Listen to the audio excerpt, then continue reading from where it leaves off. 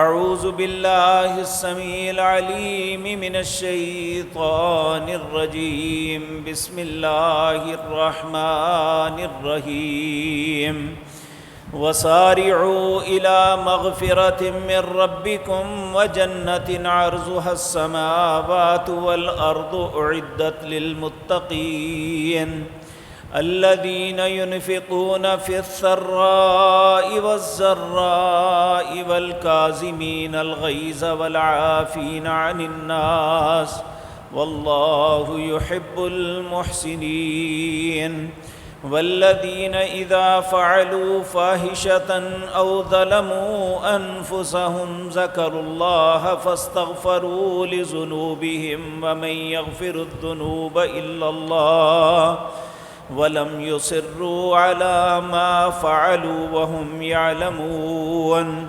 أولئك جزاؤهم مغفرة من ربهم وجنات تجري من تحتها الأنهار خالدين فيها ونعم أجر العاملين۔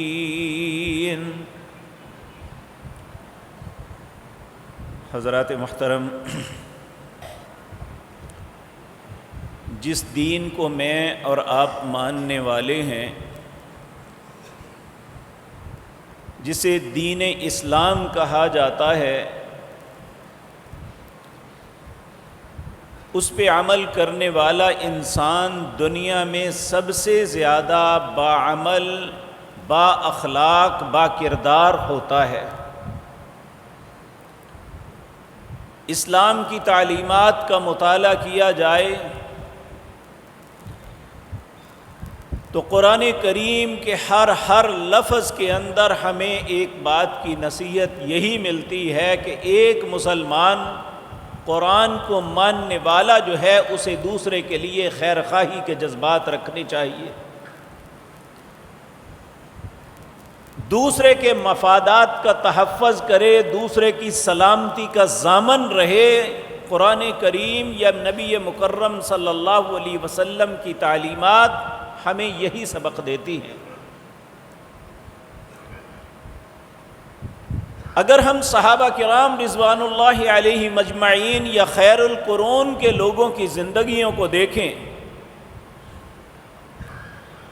تو ہمیں احساس ہوتا ہے کہ دنیا کے جتنے لوگ اس وقت دنیا میں جتنے مذاہب تھے، جتنے مسالک تھے، جتنی اقوام بستی تھی، سب سے زیادہ با اخلاق، با کردار اگر کوئی تھے وہ اسلام کے حاملین تھے۔ لیکن بدقسمتی آج جس دور سے میں اور آپ گزر رہے ہیں، کوئی بھی شخص کسی دوسرے ملک میں سیر کر کے واپس آتا ہے یا چند دن چند سال گزار کے واپس آتا ہے تو جب ان کی اخلاق و کردار کی باتیں سناتا ہے تو پھر مجھے بھی اس بات کا احساس ہوتا ہے کہ میں کہاں کھڑا ہوں، کیا میں مسلمان ہوں؟ حتیٰ کہ آپ نے بہت سی زبانوں سے یہ بات سنی ہوگی کہ جو یورپ اور ان ممالک کا چکر لگا کے آتے ہیں، وہاں کی عدالتوں کے نظام کو دیکھتے ہیں، وہاں لوگوں کی خرید و فروخت کے طریقوں کو دیکھتے ہیں، ایک دوسرے کے ساتھ حسن معاشرت دیکھتے ہیں تو آ کے کہتے ہیں اگر ان کے اندر یہ بات نہ ہو کہ وہ مسلمان نہیں ہیں تو ان سے بہتر انسان کوئی نہیں۔ چاہیے تو یہ کہ مجھے اپنے ضمیر کی آواز کو سننا چاہیے جو مجھے ملامت کر رہا ہے کہ اگر وہ ایک انسان ہونے کے ناطے وہ مسلمان بھی نہیں ہے، ان کے پاس قرآن جیسی کتاب بھی نہیں ہے، محمد الرسول اللہ جیسا نبی بھی نہیں ہے جو انہیں اخلاق و کردار کی تعلیم دے، پھر بھی انہوں نے اپنا انسانیت کے ناطے اپنا کردار ایسا بنایا ہے، تو ہمارے پاس تو رہنمائی بھی ہے، ہمارے پاس تو قرآن جیسی کتاب بھی ہے۔ ہمارے علماء اکثر آپ کو یہ بات بتاتے ہیں، نہ بتانے والے کو احساس ہے میں کیا کہہ رہا ہوں، نہ سننے والوں کو احساس ہوتا ہے کہ بات کیا ہو رہی ہے۔ اماں جی عائشہ صدیقہ طیبہ طاہرہ، ان کے پاس ایک بندے نے آ کے سوال کیا کہ نبی کریم صلی اللہ علیہ وسلم کا خلق کیا ہے؟ خلق یہ صرف یہ نہیں کہ زبان سے جو لفظ ادا کر رہے ہیں، خلق انسان کی زندگی کے کردار کا نام ہے۔ کہا رسول اللہ کے اخلاق کیا ہیں؟ کیا جواب دیا تھا ہماری ماں نے؟ کہا تھا کیا تو نے قرآن نہیں پڑھا ہوا؟ جو قرآن کے اندر ہے وہ رسول اللہ کا اخلاق ہے۔ میں اللہ کا واسطہ دے کے کہتا ہوں، ہم اسی نبی کے ماننے والے ہیں، ہم انہیں اپنے لیے اسوہ حسنہ سمجھتے ہیں۔ علماء بھی کہتے ہیں، لوگ سننے والے بھی یہ اس بات پہ یقین رکھتے ہیں کہ رسول اللہ ہمارے لیے اسوہ ہے۔ تو پھر مجھے اور آپ کو سوچنا چاہیے کیا ہمارا اخلاق رسول اللہ کے ساتھ میچ کھاتا ہے؟ وہ چیزیں جو میرے اور آپ کے اندر ہونی چاہیے تھی، وہ تو ہم دوسری اقوام میں گن رہے ہیں۔ اگر ان کے پاس کلمے کی دولت ہو جائے تو واقعتاً حقیقتاً وہی دنیا میں سب سے اچھے انسان ہوں، لیکن ہم صرف کلمے پہ فخر کر کے جو مرضی کریں۔ ایک مسلمان ہم سب اس بات کے متمنی ہیں کہ کامیابی ہمارا مقدر بنے، ہم سب جنت میں جائیں، لیکن اس کی شرائط تو پوری کرنی پڑیں گی نا۔ آپ دیکھیں، یہ دنیا کا اصول ہے، آپ اگر کنسٹرکشن کے معاملے میں جانا چاہتے ہیں تو انجینئرنگ کے معاملے آپ کو دیکھنے پڑیں گے۔ اگر آپ کسی مریض کی علاج کرنا چاہتے ہیں تو آپ کو MBBS حکمت یا ہومیو کورس کرنا پڑے گا، اس کی شرائط کو پورا کرنا پڑے گا، پھر آپ کو سمجھ آئے گی کہ میں نے مریض کا علاج کیسے کرنا ہے۔ تو اسی طرح میرے عزیز بھائیو، جنت بھی جو ہے اس کی کچھ شرائط ہیں۔ میں نے جو آیات آپ کے سامنے پڑھی ہیں، اللہ رب العزت اس میں مخاطب مجھے اور آپ کو ہے، کیونکہ یہ بات یاد رکھیں، ان کے پاس جو غلطی ہے اس غلطی کو اللہ کبھی تسلیم نہیں کرتے، اس غلطی کو نظر انداز نہیں کرتے۔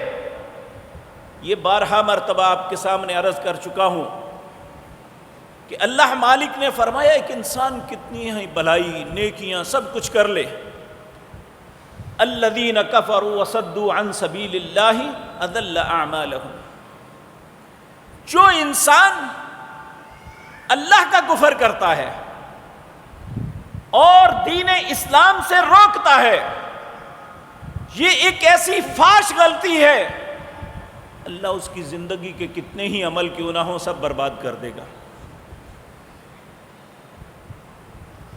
لیکن یہ بات یاد رکھیں، آپ کے پاس تو وہ قیمتی نعمت ہے جسے ایمان اسلام کی نعمت کہتے ہیں، اور یہ وہ نعمت ہے جس کی وجہ سے اللہ اعمال کو قبول کرتے ہیں، کیونکہ اگلی آیت میں اللہ فرماتے ہیں، یہ سورۃ محمد ہے صلی اللہ علیہ وسلم 26واں پارہ، اس کی آیت نمبر 2، والذین آمنوا وعملوا الصالحات وآمنوا بما نزل علی محمد وهو الحق من ربهم، جو شخص ایمان لے آئے، ان کے پاس ایمان کی نعمت نہیں ہے، دنیا کی اخلاقی قدریں سب ہیں، لیکن یاد رکھیں اللہ رب العزت ایمان کے بعد عمل الصالحات ہم سے بھی تقاضا کرتا ہے کہ تمہارے اندر بھی اخلاقی قدریں ہونی چاہیے۔ تمہارا کردار بھی اچھا ہونا چاہیے۔ وَعَمِلُوا الصَّالِحَاتِ، صرف ایمان کافی نہیں ہے، تمہاری زندگی میں نیکیوں کا رنگ بھرنا چاہیے۔ وَآمِنُوا بِمَا نُزِّلَ عَلَى مُحَمَّدٍ صلی اللہ علیہ وسلم، اور جو اللہ نے پیارے نبی جناب محمد الرسول اللہ پہ نازل کیا ہے اس پہ ایمان ہونا چاہیے۔ ایمان تو تب ہوگا جب اس کو مانیں گے۔ کتنی باتیں ہیں رسول اللہ فرماتے ہیں کہ اس طرح کرو۔ آج صبح فجر کے وقت ایک نوجوان نے مجھ سے پوچھا یہ تعویذ لٹکانا کیسا ہے؟ میں نے اسے عرض کیا کہ رسول اللہ کا فرمان ہے من علق تمیمۃ فقد اشرک، کہ جس نے تمیمہ لٹکایا، تعویذ لٹکایا، اس نے اللہ کے ساتھ شرک کیا۔ میں نے کہا یہ اللہ پہ توکل کے منافی ہے۔ کہنے لگا پھر پیناڈال کھاتے ہیں یہ بھی غلط ہے۔ یعنی ہم ہر بات پہ اعتراض، جب کہ حکم ایک ایماندار کو یہ ہے ما آتاکم الرسول فخذوہ وما نہاکم عنہ فانتہوا، جو اللہ کے نبی دیتے ہیں وہ لے لو۔ آپ نے علاج کے لیے، کسی بیماری کے علاج کے لیے دوا کو جائز قرار دیا ہے، وہ ہم لیتے ہیں۔ آپ نے تمیمے کو حرام یا شرک قرار دیا ہے، ہمیں نہیں لینا چاہیے۔ یہی تو شیطان سے بھول ہوئی تھی کہ اس نے بھی اعتراض کیا تھا کہ اللہ نے کہا کہ تم سجدہ کرو، تو جب اس نے انکار کیا نا، کہنے لگا انا خیر منہ خلقتنی من نار وخلقتہ من طین، تو نے مجھے آگ سے پیدا کیا، اسے مٹی سے میں کیسے اسے کروں؟ تو اللہ رب العزت نے کہا یا ابلیس ما منعک ان تسجد اذ امرتک، اے ابلیس کس نے تجھے منع کیا ہے؟ حکم تو میں کر رہا ہوں۔ یہ کیا بات ہوئی کہ یہ مٹی کا ہے اور تم آگ کا بنا ہوا ہے؟ حکم کون کر رہا ہے؟ میں اس مٹی کے پتلے کا بھی مالک ہوں اور تیرا بھی مالک ہوں، اسے بھی میں نے پیدا کیا ہے، تجھے بھی میں نے پیدا کیا ہے، اس لیے حکم میں دے رہا ہوں۔ شیطان نے اس بات کو نہیں مانا تھا۔ تو میرے عزیز بھائیو، ایمان تب ہے جب ہم اللہ وَآمِنُوا بِمَا نُزِّلَ عَلَى مُحَمَّدٍ وَهُوَ الْحَقُّ مِن رَبِّهِمْ، کہ جو اللہ نے محمد الرسول اللہ کو نازل کیا اسے حق سمجھے، اس کے مطابق چلے۔ ہم آج اپنے آپ کو مسلمان تو فخر سے کہتے ہیں، لیکن ہم مختلف فرقوں کے اندر جھگڑے ہوئے ہیں۔ ہمارے سامنے قرآن کی بات آ جائے یا رسول اللہ کا فرمان آ جائے، ہم ترجیح قرآن کو یا رسول اللہ کے فرمان کو نہیں، اپنے فرقے کو دیتے ہیں، اپنے مولوی پیر امام کو دیتے ہیں۔ اس کا نام ایمان نہیں ہے، یہ تو اپنی خواہش کے مطابق جینا ہے۔ تو میرے عزیز بھائیوں، آج ہم میں سے ہر انسان پریشان ہے، ہم حکومتوں پہ نالا ہیں، لیکن بحیثیت مسلمان جو اسلام نے آداب معاشرت بتائے ہیں ان میں ایک بھی بات ہمارے اندر ہے۔ اللہ ایک مسلمان سے تقاضا کیا کرتا ہے، سورۃ آل عمران ہے، اس کی آیت نمبر 133 سے لے کر 136 تک اللہ رب العزت اہل ایمان کو فرما رہے ہیں، اہل ایمان وَصَارِعُوا إِلَى مَغْفِرَةٍ مِّن رَبِّكُمْ، جلدی کرو، جلدی۔ کس بات کی؟ اپنے رب کی مغفرت کو پالو۔ اے اللہ کس طرح مغفرت ملے گی؟ کہا اگر مغفرت ملے گی تو جنت ملے گی، وَجَنَّةٍ عَرْضُهَا السَّمَاوَاتُ وَالْأَرْضُ، وہ جنت اللہ نے جو تیار کی ہے اس کی چوڑائی زمین و آسمان سے بھی زیادہ ہے۔ اعدت للمتقین، اللہ نے متقین کے لیے یہ تیار کی ہے۔ اب سوال یہ پیدا ہوتا ہے متقین کون ہے؟ ذرا غور فرمانا میرے عزیز بھائیوں، متقین کی پہلی نشانی الذین ينفقون فی السراء والضراء، متقی چاہے پریشانی میں ہے، تنگی میں ہے یا آسانی میں، وہ لوگوں کا مال کھانے کا نہیں سوچتا، وہ لوگوں کو دھوکہ دینے کا نہیں سوچتا، وہ لوگوں کے ساتھ بددیانتی کا نہیں سوچتا، وہ اپنے سودے میں ملاوٹ کا نہیں سوچتا، وہ لوگوں کی جیبوں کو کاٹنے کا نہیں سوچتا۔ ينفقون فی السراء والضراء، تکلیف اور آسانی میں دوسروں پہ خرچ کرتا ہے کہ مجھ سے لوگوں کو فائدہ ہو جائے۔ میں اللہ کا واسطہ دے کے کہتا ہوں، میں بھی ذرا اپنے ضمیر کو جھنجھوڑوں، آپ بھی جھنجھوڑیں، کیا ہمارا کردار یہی ہے؟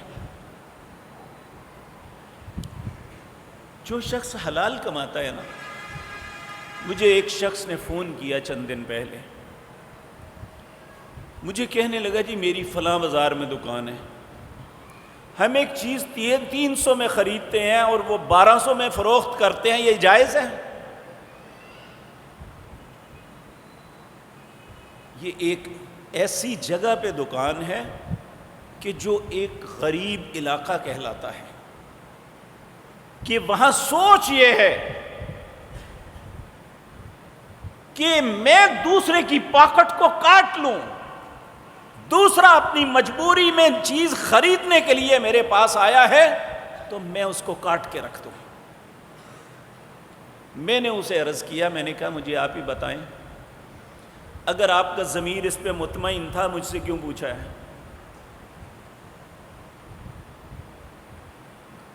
پھر وہ اپنی بات کو پھیر کے کہتے ہیں میں میری بات نہیں ہے، فلاں بندے کی اور کسی کی بات تھی، اس نے مجھے کہا تھا یہ پوچھ کے بتائیں حلال ہے یا حرام ہے۔ تو میں نے عرض کیا، پیارے نبی جناب محمد الرسول اللہ صلی اللہ علیہ وسلم نے ایک یونیورسل قانون بتایا ہے آداب معاشرت کے اندر اور آداب خرید و فروخت کے اندر۔ آپ نے فرمایا لا ضرر ولا ضرار، اگر ایک فروخت کنندہ ہے، ایک خریدنے والا ہے، کہا نہ فروخت کرنے والا اس کو ضرر پہنچائے نہ خریدار اس کو ضرر پہنچائے۔ اگر جس سودے میں ضرر نہیں ہے وہ درست ہے، جس سودے میں ضرر پہنچانا ہے دوسرے کو، تکلیف میں مبتلا کرنا ہے، اس کے ساتھ دھوکہ کرنا ہے یا اس کے ساتھ زیادتی کر کے اس سے کمانا ہے، نبی کریم نے فرمایا وہ سودا درست ہی نہیں۔ آج ہمارے لیے برکتیں اسی لیے ختم ہو گئی ہیں کہ ہمارے اندر آنے والے کے لیے خیر خواہی نہیں ہے۔ ہمارے ایک دوست ہیں، ان کی ریاض میں دکان ہے، یہ چند دن پہلے ہم ایک سفر میں جا رہے تھے تو انہوں نے یہ بات بھی سنائی، کہنے لگے ایک ڈپارٹمنٹل سٹور میں ہم بیٹھے ہوئے تھے تو اس کے پاس ایک گاہک آیا، دوسرا آیا، تیسرا آیا، اس نے سودا دیا، جب چوتھا آیا تو وہ کہنے لگا جی وہ سامنے دکان ہے وہاں سے جا کے لے لیں۔ وہ چلا گیا، میں نے اسے کہا یار میری بات سنو، تمہارے پاس یہ سارے سودے ہیں جو وہ آپ سے تقاضا کر رہا تھا، کیوں نہیں دیا؟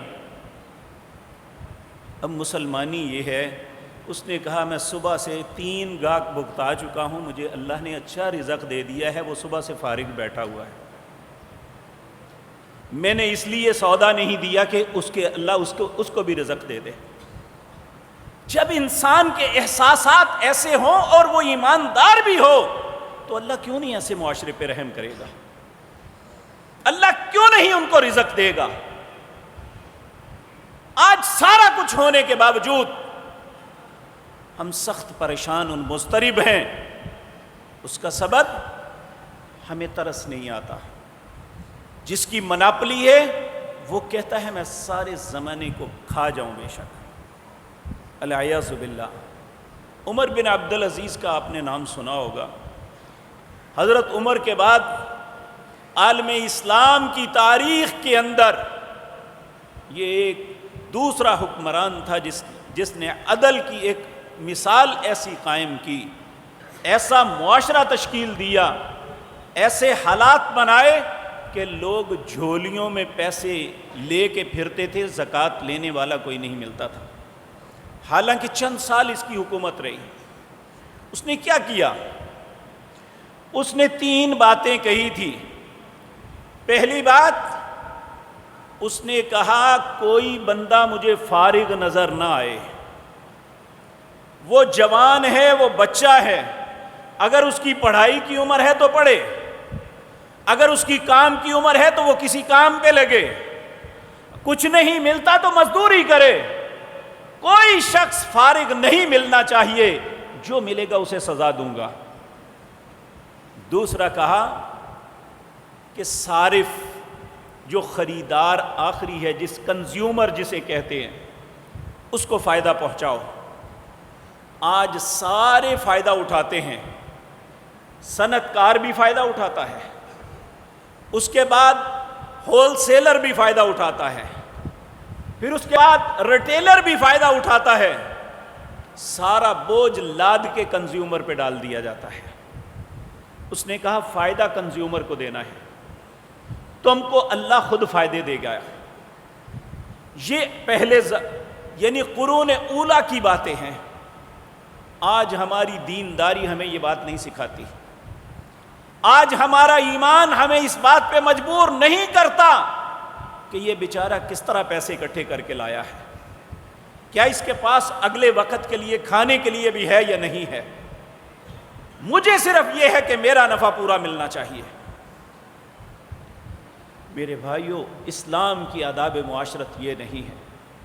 اسلام ہم سے یہ تقاضا کرتا ہے، الذین ينفقون فی السراء والضراء، کہ وہ خرچ کرتے ہیں چاہے وہ آپ مشکل میں ہیں۔ حضرت جابر بن عبداللہ رضی اللہ تعالی عنہ، ان کے متعلق اللہ اکبر، ابو طلحہ انصاری تھے غالباً، جن کے متعلق سورۃ حشر کی آیت اتری تھی، یؤثرون علی انفسہم ولو کان بہم خصاصہ۔ رسول اللہ کے مہمان کو لے کے گئے تو گھر میں صرف بچوں کے لیے کھانا تھا، اس نے کہا بچوں کو سلا دو، رسول اللہ کے مہمان کو کھلانا ہے۔ عرب میں رواج یہ تھا کہ جب تک میزبان ساتھ نہ کھائے مہمان نہیں کھاتا تھا۔ انہوں نے کہا لائٹ بند کر دینا، اپنی بیوی کو کہا دیا بجھا دینا، میں اپنے منہ سے آوازیں نکالتا رہوں گا، رسول اللہ کا مہمان جو ہے اس کا پیٹ بھر جائے گا۔ جب فجر کی نماز کے لیے گئے، رسول اللہ دیکھ کے مسکرانے لگے، کہا اللہ آپ کے چہرے کو ہنستا رکھے، کیا بات ہے؟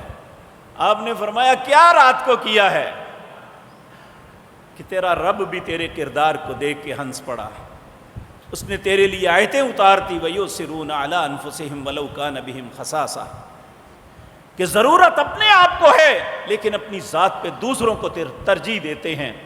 کتنا پسندیدہ عمل تھا اللہ کے نزدیک۔ میرے بھائیو، وہ لوگ اللہ کو کتنے محبوب ہیں۔ سورۃ دہر کے اندر جن کا تذکرہ آتا ہے، وَيُطْعِمُونَ الطَّعَامَ عَلَىٰ حُبِّهِ مِسْكِينًا وَيَتِيمًا وَأَسِيرًا، جو اللہ کی محبت میں ڈھونڈتے رہتے ہیں مسکینوں کو، یتیموں کو، قیدیوں کو، انہیں کھلاتے ہیں، علی حبہ، اللہ کی محبت میں۔ اور پھر کہتے ہیں انما نطعمکم لوجہ اللہ، ہم نے تمہیں جو کھلایا ہے نا صرف اپنے رب کو راضی کرنے کے لیے کھلایا ہے، ما ارید منکم جزاء ولا شکورا، ہمارا یہ ارادہ نہیں ہے کہ تم ہمیں کوئی بدلہ دو یا ہمارا شکریہ ادا کرو۔ انما نطعمکم لوجہ اللہ لا نرید منکم جزاء ولا شکورا۔ اللہ فرماتے ہیں ایسا کون کرتا ہے؟ انا نخاف من ربنا یوما عبوسا قمطریرا، جو اللہ کی بارگاہ میں کھڑے ہونے سے ڈرتے ہیں کہ اللہ نے ہمیں جو دیا ہے اس کے متعلق پوچھ لیا تو کیا جواب دیں گے۔ اور پھر اللہ کے کون بندے متقی ہیں؟ کہا والقاظمین الغیظ، جو اپنے غصے پہ قابو رکھتے ہیں۔ نبی کریم صلی اللہ علیہ وسلم کے پاس ایک شخص آیا، آ کے کہنے لگا یا رسول اللہ مجھے نصیحت فرمائیے، آپ کو علم تھا کہ یہ غصے والا بندہ ہے، کیونکہ نبی کریم ایک ایسے معلم تھے جو اپنے ہر شاگرد کی نفسیات کو خوب سمجھتے تھے۔ آپ نے اسے کہا لا تغضب، غصہ نہ کیا کر۔ اس نے پھر کہا یہ کون سی بات ہے، کوئی اور نصیحت۔ اس نے 5-6 دفعہ دہرایا کہ نہیں مجھے اور کسی بات کی نصیحت۔ آپ نے ہر دفعہ کہا لا تغضب لا تغضب لا تغضب، غصہ نہ کیا کر، غصہ نہ کیا کر۔ آج اس غصے کی وجہ سے بھائی بھائی سے جدا، بھائی بہنوں سے جدا، اولادیں ماں باپ پہ نالا، کسی کو غصے پہ قابو ہی نہیں رہا۔ پہلے یہ بات کرتے تھے کہ دنیا کے فلاں ممالک میں طلاقوں کی شرح بہت زیادہ ہے، اب ذرا اپنے گریبان میں دیکھیں کہ ہمارا کردار اس وقت کیا ہے۔ روزانہ کتنی طلاق کے کیس عدالتوں میں جاتے ہیں، کتنے معاملات، کتنے گھر اجڑتے ہیں، کتنے بچے ماں باپ ہونے کے باوجود یتیموں جیسی زندگی بسر کرتے ہیں صرف اس غصے کی وجہ سے۔ چھوٹی سی بات ہوتی ہے اور اسے پورا برس چلا دیتے ہیں، تجھے طلاق طلاق طلاق، اور شرمناک ہیں وہ مولوی جو اس کا حل اتنا عجیب بتاتے ہیں اس کا اسلام تصور بھی نہیں کر سکتا۔ والکاظمین الغیظ، متقی وہ ہے، جنت کا حقدار وہ ہے جس کی تیسری صفت یہ ہے کہ وہ اپنے غصے پہ قابو کرتا ہے۔ چوتھی صفت والعافین عن الناس، لوگوں کو معاف کرتا ہے۔ ہمارے ایک بہت ہی پیارے بھائی ہیں، ڈین ہیں پنجاب یونیورسٹی کے، ڈاکٹر حماد لکھوی حفظہ اللہ، لاہور میں ایک اسلامیہ کالج میں مسجد وہاں جمعہ پڑھاتے ہیں۔ انہوں نے ایک پروگرام میں بیٹھے ہوئے یہ بات کہی کہ ان کے کوئی استاد تھے، انہوں نے اپنے بچوں کو نصیحت کی، کہنے لگے بیٹے جب اپنے گھر سے باہر نکلو نا، اپنی پاکٹ میں 2 معافیاں ڈال کے نکلو۔ ایک وہ معافی جو تم سے زیادتی ہو جائے تو تم نے لوگوں سے مانگنی ہے، ایک وہ معافی جو کسی سے ہو جائے تو تم نے معاف کرنا ہے، تو تمہاری زندگی اچھی ہو جائے گی۔ یہ حقیقتاً رسول اللہ کے ایک فرمان کے مطابق ایک بات تھی۔ نبی کریم صلی اللہ علیہ وسلم آپ جب گھر سے باہر نکلتے تو اللہ سے یہ التجا کر کے نکلتے ہیں، اللہم انی اعوذ بک ان اذل او اذل او اذل او اذل، پہلا ہے واد کے ساتھ، دوسرا ہے ذا کے ساتھ، او اظلم او اظلم او اجہل او یجہل علیہ۔ اے اللہ میں اس بات سے تیری پناہ چاہتا ہوں، میں گمراہ ہو جاؤں یا کوئی مجھے گمراہ کر دے، میں پھسل جاؤں یا کوئی مجھے پھسلا دے، میں کسی پہ ظلم کروں یا کوئی مجھ پہ ظلم کرے، میں کسی کے ساتھ جہالت سے پیش آؤں یا کوئی میرے ساتھ جہالت کے ساتھ پیش آئے، اے اللہ ان چاروں باتوں سے تیری پناہ میں آتا ہوں۔ ہم بھی گھروں سے نکلتے ہیں، موٹر سائیکل الجھ جائے، سائیکل الجھ جائے، گاڑی الجھ جائے، جاتے ہوئے کسی کا ہاتھ لگ جائے، درگزر کرنے کے بجائے گالی نکالتے ہیں۔ اس کا نام اسلام نہیں ہے، اسلام کی تعلیمات یہ نہیں ہے۔ والعافین عن الناس، مسلمان کا کردار یہ ہے کہ وہ لوگوں کو معاف کرتا ہے،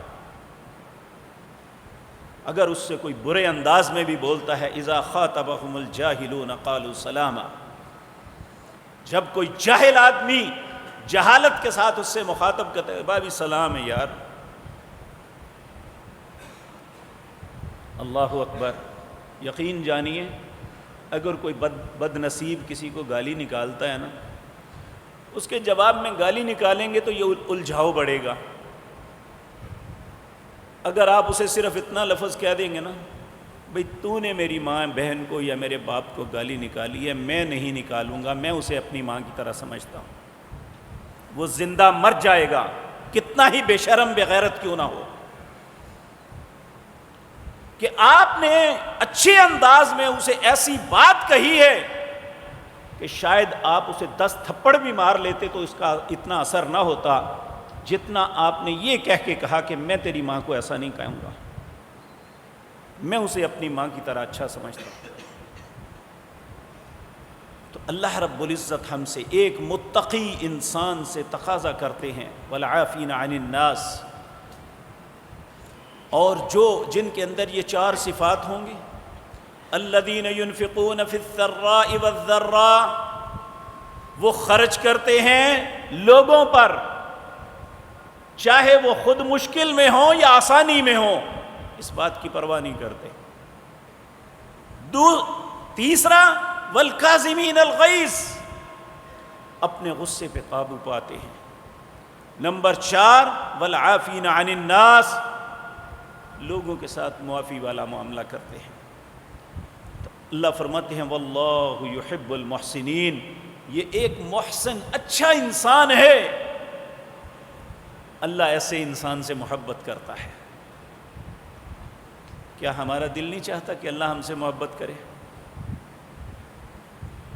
دیکھیں، ہمیں کوئی دوست اچھا لگے تو ہمارے دل کی سب سے بڑی خواہش ہوتی ہے کہ بس یہ میرے ساتھ محبت کا انداز اختیار کرے.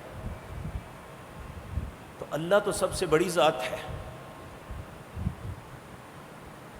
تو نبی کریم صلی اللہ علیہ وسلم کے متعلق اللہ نے کہا قُلْ إِن كُنتُمْ تُحِبُّونَ اللَّهَ فَاتَّبِعُونِي، اگر تم چاہتے ہو کہ اللہ تم سے محبت کرے تو رسول اللہ کی فرما برداری کرو. تو یہاں یہ 4 باتیں بتائی، بظاہر یہ 4 باتیں ہیں، لیکن سچی بات یہ ہے کہ ہماری پوری زندگی کو گھیر لیتی ہے، ہمارے کردار پہ بہت زیادہ اثر انداز ہوتی ہے. یہ غصہ ہی ہے نا جو ہمیں لڑائی پہ آمادہ کرتا ہے. اگر ہم معاف کرنے کی پالیسی کو اپنا لیں تو کتنے معاملات حل ہو سکتے ہیں. اور دیکھیں، ہم یہ بات سمجھتے ہیں کہ اگر حق پہ ہیں تو لڑنا جائز ہے، اس میں کوئی شک نہیں کہ اللہ نے فرمایا لا يحب اللہ الجہر بالسوء من القول الا من ظلم، 6 پارہ، اس کی پہلی آیت، کہ اللہ محبت نہیں کرتا جو زیادتی کرتا ہے. اگر کوئی زیادتی کرے تو اتنی بات آپ کر سکتے ہیں، لیکن جو شخص معاف کرتا ہے، نبی کریم صلی اللہ علیہ وسلم نے فرمایا میں ضامن ہوں اس شخص کے لیے، یعنی رسول اللہ نے ضمانت دی میں ضامن ہوں اس شخص کے لیے جو حق پہ ہے، دوسرا ناحق ہے، اور جو حق پہ ہے وہ جھگڑے کو ختم کرنے کے لیے اپنی بات سے وڈرا ہو جاتا ہے. نبی کریم نے فرمایا میں ضامن ہوں، اللہ اسے جنت کے درمیان سفید محل عطا کرے گا.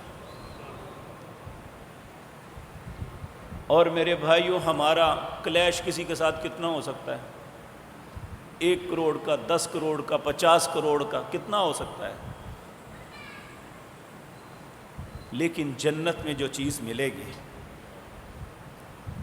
اللہ اکبر، یہ میں بات 12 مرتبہ رسول اللہ کا فرمان سنا چکا. نبی کریم صلی اللہ علیہ وسلم نے فرمایا کہ موسیٰ علیہ السلام نے اللہ سے پوچھا اللہ آپ سمجھتے ہیں جنت میں جسے کچھ نہیں ملا وہ سب سے غریب جنتی ہے، اسے کیا ملے گا؟ تو اللہ رب العزت نے فرمایا کہ میں ایک شخص کو کہوں گا جاؤ تم بھی جنت میں چلے جاؤ. وہ کہے گا اللہ میرے ساتھ آپ مذاق کرتے ہیں، جنت تو بھر گئی. اللہ کہیں گے میں رب العالمین ہوں، کیوں مذاق کروں؟ اگر میں تمہیں جنت میں اتنی جگہ دے دوں جتنی سب سے بڑی دنیا میں کسی کو بادشاہت دی تھی. یہ ایسی بات ہوگی اگر دنیا ہوتی اور موت ہوتی تو وہ اس خوشی سے سن کے مر جاتا. وہ اتنا خوش ہوگا. ابھی وہ جنت کی طرف چلا نہیں ہوگا، اللہ کہے گا جا دگنا کر دیا، 5 گنا کر دیا۔ جب وہ جنت کے دروازے تک پہنچے گا اللہ کہے گا 10 گنا کر دیا۔ موسیٰ علیہ السلام سے برداشت نہ ہوا، کہنے لگے اللہ اگر فقیر جنت دائے ہوئے تو پھر امیر کس طرح دائے گا؟ پھر اللہ نے میئرمنٹ کر کے نہیں بتایا کچھ بھی، کہا ولا عین رأت ولا اذن سمعت ولا خطر علی قلب بشر، کسی آنکھ نے وہ منظر نہیں دیکھا، کسی کان نے وہ سنا نہیں، کسی دل میں وہ کھٹکا بھی پیدا نہیں ہوا جو اللہ اہل جنت کو عطا کریں گے۔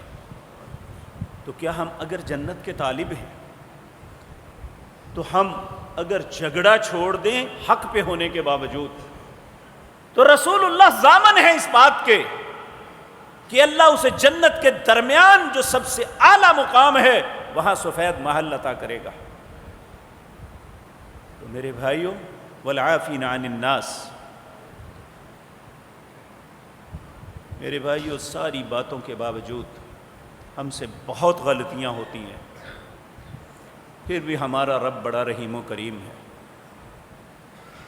اس نے ہمارے لیے رستہ نکالا۔ نبی کریم نے فرمایا، یہ آیت جو میں آپ کے سامنے پڑھنے لگا ہوں، نبی کریم نے فرمایا مجھے دنیا و ما فیہا کے سارے خزانے دے دیے جاتے نا، مجھے اتنی خوشی نہ ہوتی جتنی اس آیت کی مجھے خوشی ملی ہے اللہ نے مجھے اور میری امت کو عطا کی ہے۔ اس میں کیا ہے؟ انسان خطا کار ہے، کل بنی آدم خطاء، آدم کی ساری اولاد خطا کار ہے، وخیر الخطائین توابون، اچھا خطا کار وہ ہے جو اپنی خطاؤں پہ نادم ہو کے معافی مانگتا ہے۔ اللہ مالک اس آیت میں فرماتے ہیں والذین اذا فعلوا فاحشۃ او ظلموا انفسهم،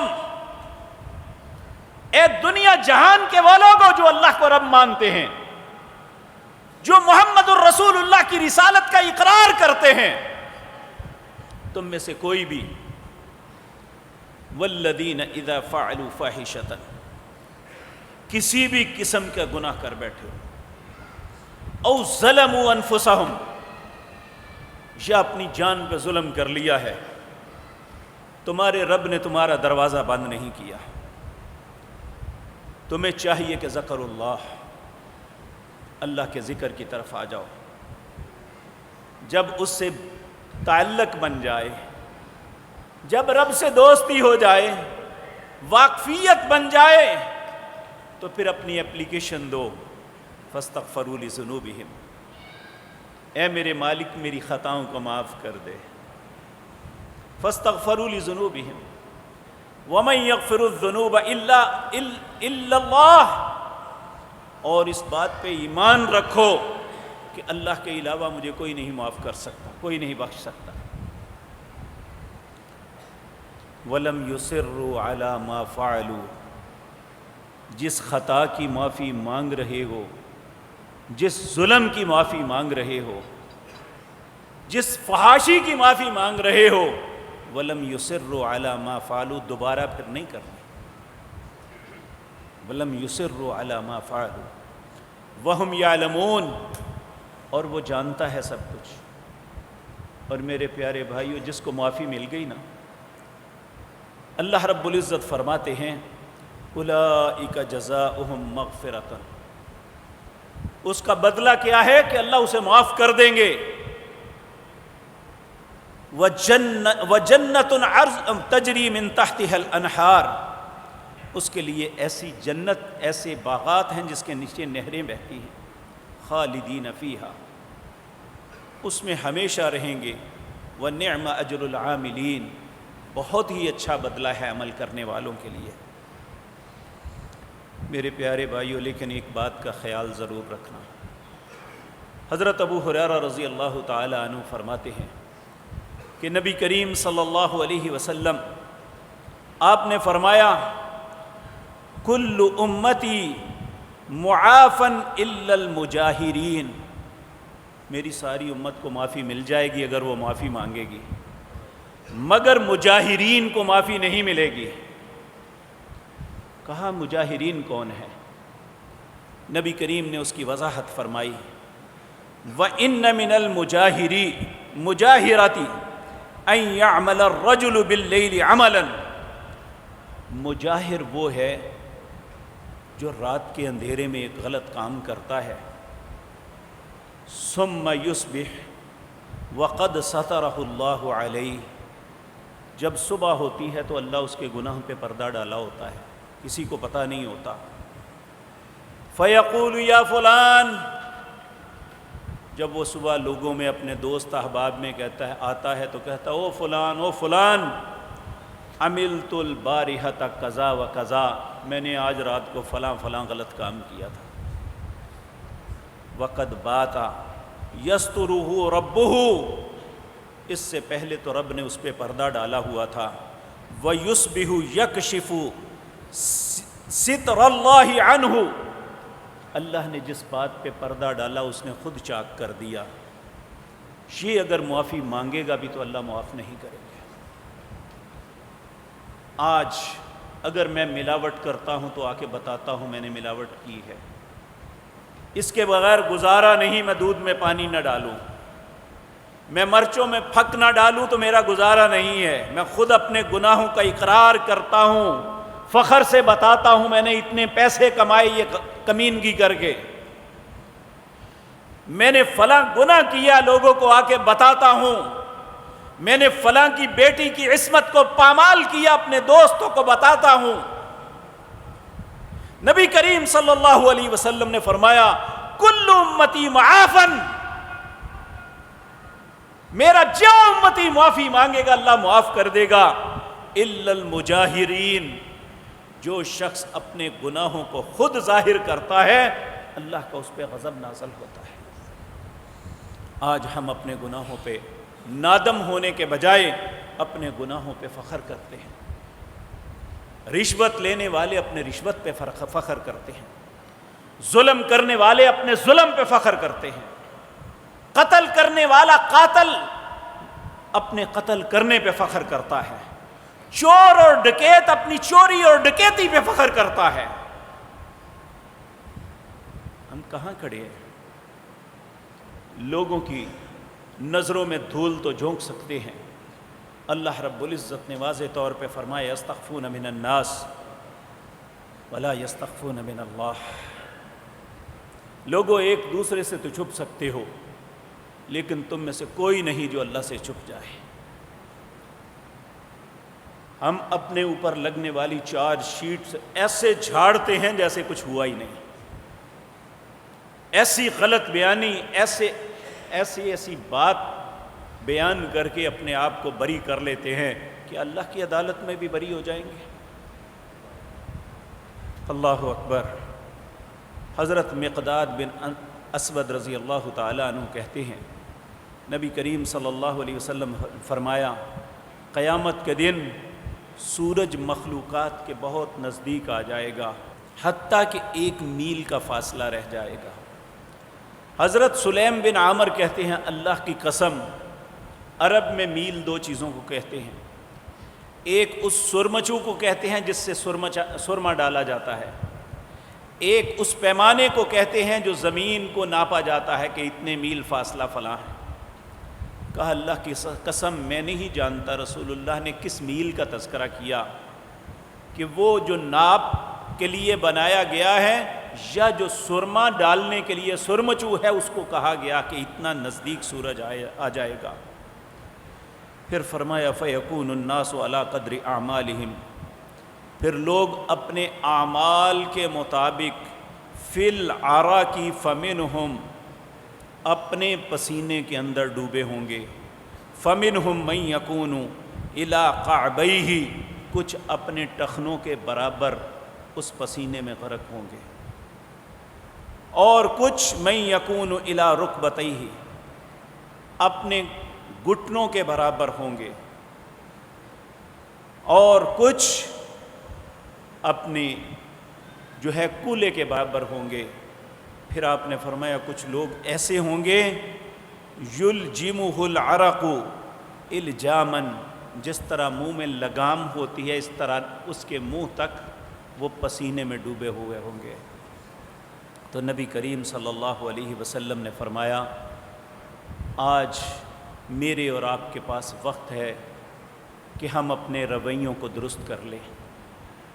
اس میں کوئی شک نہیں نماز کا سوال ہوگا، اس میں کوئی شک نہیں روزے کے متعلق سوال ہوگا، اس میں کوئی شک نہیں زکوٰۃ، حج اور عمرے کے متعلق سوال ہوگا، لیکن مجھے اور آپ یہ نہیں بھولنا چاہیے حقوق العباد میں جو اسلام نے آداب معاشرت ہمیں بتائے ہیں ان کے متعلق بھی سوال ہوگا۔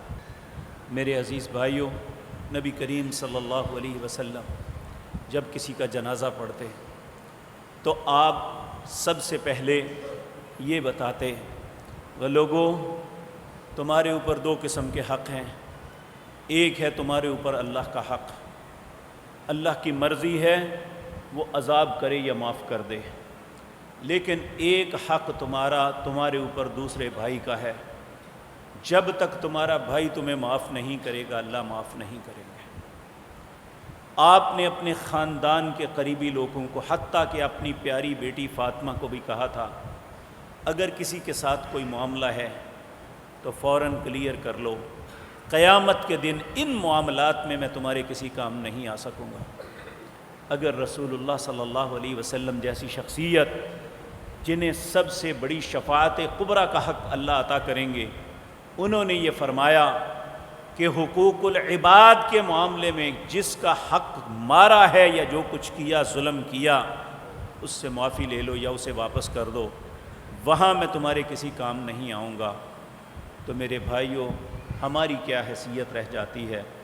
اس لیے ضروری امر یہ ہے کہ ہمارے اندر بھی کوئی ایسی صفت ہونی چاہیے آداب معاشرت کے اندر کہ ہمیں دیکھ کے بھی کوئی کہے یار یہ مسلمان تھا تو اس کا کردار بڑا اچھا تھا، اس کی گفتگو بڑی اچھی تھی، اس کا لین دین بڑا اچھا تھا، اس کے معاملات بڑے اچھے تھے، یہ لوگوں کے ساتھ خیر خواہی بڑی کرتا تھا۔ یہ حقیقتاً ماٹو ہیں اسلام کے جو غیروں نے لے لیے، اور انہوں نے جب یہ لیے دنیا میں اللہ نے انہیں عروج عطا کر دیا۔ صرف حقوق العباد کی وجہ سے اللہ نے دنیا میں انہیں عروج عطا کیا، وگرنہ اگر آپ کہتے ہیں نا ان کے پاس ٹیکنالوجی ہے، جتنے ٹیکنیشین ہیں یہ آپ کے ملکوں کے لوگ وہاں کام کرتے ہیں، ان کی اٹامک جو ایٹمی اثاثے ہیں وہاں مسلمان نوجوان کام کرتے ہیں۔ اللہ نے جو ذہن انہیں دیا ہے وہ شراب پینے والوں کو نہیں دیا، وہ نشہ کرنے والوں کو اللہ نے وہ استعداد نہیں دی، انہوں نے ہمارے لوگوں سے کام لے کے یہ سب کچھ کر لیا۔ ہم اپنے لوگوں سے کام نہیں لے سکے، ہم اپنوں سے خیر خواہی نہیں کر سکے۔ اگر ہم چاہتے ہیں ہماری زندگی میں سکون بھر جائے تو ہم دوسرے کی زندگی کو سکون دیں۔ اگر ہم چاہتے ہیں کہ ہمارے رزقوں میں برکت عطا ہو جائے تو دوسروں کے رزق پہ ڈاکہ نہ ڈالیں۔ نبی کریم صلی اللہ علیہ وسلم کا یہ فرمان ہمیں زندگی بھر یاد رکھنا چاہیے۔ پیارے نبی صلی اللہ علیہ وسلم نے حجۃ الوداع کے خطبے میں کچھ باتیں ارشاد فرمائی تھی۔ آپ نے فرمایا لا تحاسدوا، اے مسلمانوں ایک دوسرے سے حسد نہ کرنا۔ میں اللہ کا واسطہ دے کے کہتا ہوں ہم حسد نہیں کرتے۔ نبی کریم نے کیا فرمایا تھا؟ نہ کرنا۔ ولا تناجشوا، ایک دوسرے کو بیار و مددگار نہ چھوڑنا۔ ولا تباغضوا، ایک دوسرے کے متعلق دل میں بغض نہ رکھنا۔ ولا تدابروا، ایک دوسرے کے خلاف تدبیریں نہ کرنا۔ ولا یبی بعضکم علی بعض علی بیع بعض، ایک دوسرے کے سودے پہ سودا نہ کرنا، ایک دوسرے کے بھاؤ پہ بھاؤ نہ ڈالنا۔ کونوا عباد اللہ اخوانا، اللہ کے بندو بھائی بھائی بن کے رہنا۔ المسلم اخو المسلم، مسلمان مسلمان کا بھائی ہے۔ لا یظلمہ ولا یخذلہ، نہ وہ اپنے بھائی پہ ظلم کرتا ہے نہ اسے بیار و مددگار چھوڑتا ہے۔ ولا یحقرہ، نہ اسے حقیر سمجھتا ہے۔ پھر آپ نے فرمایا التقوی ہاہنا، التقوی ہاہنا، التقوی ہاہنا، یشیر الی صدری۔ آپ نے فرمایا تقویٰ یہاں ہے، تقویٰ یہاں ہے۔ کسی بندے کے برا ہونے کے لیے یہی کافی ہے کہ وہ اپنے مسلمان بھائی کو اپنے سے کمتر سمجھتا ہے۔ پھر نبی کریم نے فرمایا المسلم علی المسلم حرام، مسلمان پر حرام ہے اس کی تین چیزیں، دمہ و مالہ و عرضہ، مسلمان کا مسلمان پر خون حرام ہے، مسلمان کا مسلمان پر ناجائز مال چھیننا حرام ہے، مسلمان کی عزت کو پامال کرنا حرام ہے۔ اگر یہ سب کچھ حرام ہے تو پھر ہم کون سے حلال کا ارتکاب کر رہے ہیں؟ اللہ کہنے والے اور سننے والوں کو عمل کی توفیق عطا فرمائے، ہمارے دلوں میں ایک دوسرے کی خیر خواہی ڈال دے۔ نبی کریم جب بھی مسلمانوں کے اہل ایمان کے لیے دعا کرتے، کہتے اللہم اغفر لجمیع المسلمین والمسلمات والمؤمنین والمؤمنات الاحیاء منہم والاموات اللہم الف بین قلوبہم۔ اے اللہ ایمانداروں کے، مسلمانوں کے دلوں میں ایک دوسرے کے لیے الفت ڈال دے۔ اللہم الف بین قلوبہم واصلح ذات بینہم۔ جب دلوں میں الفت ہوگی اللہ معاملات کی اصلاح فرما دے گا، اللہ ہمارے معاملات کو بھی سدھار دے۔ اقول قولی ھذا واستغفر